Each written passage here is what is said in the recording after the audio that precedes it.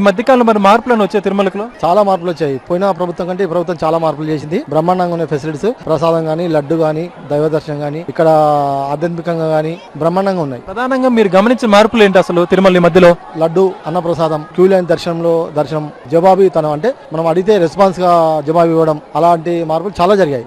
దైవ దర్శనాలు గానీ, అధికారులు గానీ చాలా స్పందన ఉంది. బాగా పట్టించుకుంటున్నారు, బాగా చేస్తున్నారు. తెలుగుదేశం ప్రభుత్వం బాగా చేసింది. ఇలానే చేయాలని కోరుకుంటున్నాను. చంద్రబాబు నాయుడుకి ధన్యవాదాలు. గోవులు చనిపోయాయని చెప్పి దాని గురించి ఉంటారు.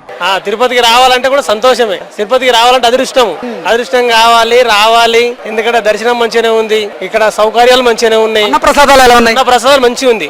ఒకటి పొద్దున మనము అన్నం తింటే ఒక వడ కూడా ఎక్కనే పెడుతుంది. ఇప్పుడు అన్న ప్రసాదం కూడా మంచిగా జరుగుతున్నాయి. మళ్ళీ నీట్ గా ఎక్కడ ఏమన్నది ఇట్లా గలీజ్ అన్నది లేదు, ఇట్లా చెత్త లేదు, శతార్థం లేదు, ఏది లేదు. ఎప్పటిదప్పుడు మంచిగా సాపు చేసేస్తారు. రూములలో కూడా ఎప్పటిదప్పుడు సాపు చేస్తాడు. జగన్నప్పుడు అయితే మేము అప్పుడు వచ్చాము, చాలా ఒత్తుడం ఉండే దర్శనంకు. ఇప్పుడు ఒత్తుడం లేదు, ప్రశాంతంగా పోతుంది, మంచిగానే దర్శనం. అంటే ఇప్పటికి గతంలో ఇప్పటికి ఏమైనా తేడాలు గమనించారు మీరు? ఎప్పుడు బాగుంది? తేడా ఉంది, నీట్నెస్ ఉంది. ఎక్కడెక్కడ బాత్రూమ్స్ కానీ టాయిలెట్స్ కానీ క్లీనింగ్ గా ఉండి, లడ్డు క్వాలిటీ పెరిగింది, సైజు పెరిగింది. దర్శనం కానీ ఎక్కడ కానీ సిబ్బంది కానీ ఎక్కడెక్కడ బాగుంది, మెయింటెనెన్స్ బాగుంది. ఇక్కడ హాల్లో కూర్చోబెట్టినప్పుడు కూడా 1 అవర్ కి పెడతానే ఉన్నారు. అది కూడా బాగుంది. రైస్ కూడా క్వాలిటీ కూడా బాగుంది. కంపార్ట్మెంట్ లో వేచి ఉన్న భక్తులు కూడా అంత టైంకి వస్తున్నాయి అంటారా? టైంకి వస్తున్నాయి.